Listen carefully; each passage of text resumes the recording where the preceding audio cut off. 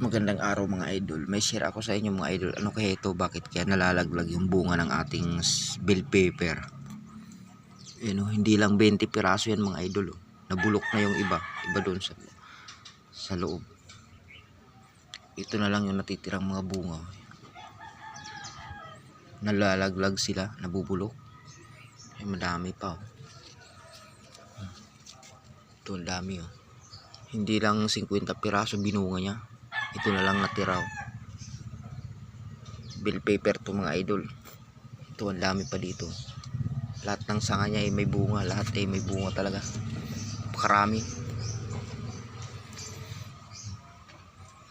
So may tumubo na naman dito mga idol na ampalaya. Kaya lang yung ampalayang native, may bunga na. Yung bunga niya maliliit. Maraming bunga yan. Ito. Yun po. Nandun madami Dami. Hindi para tatanggal yung parol. Ayan, dami siya. Dami yung bunga mga idol. Ito, kinuhaan na natin ng dahon yan para panglagay sa munggo. Marami pa rin. Kumapal pa rin. Doon ang kapal. Yun, may alugbati tayong natumubo mga idol. Ang taba ng alugbati. Wow. Water plate. Wow. Ang taba nila.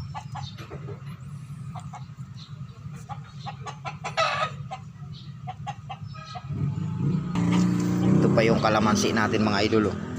Nasa timba. Dami buwa.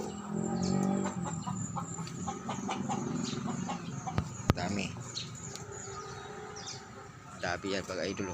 Ito magulang na. Madami yan mga idol. Dami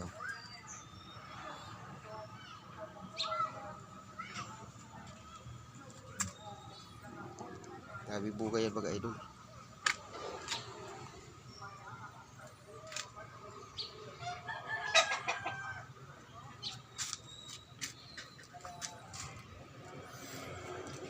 Nakakatuwa to mga idol. Walang tigil ang bunga nito. Bunga ng bunga yan. May malalaki, may maliliit na sumusunod. Maliliit. Ayun, maliliit. Madami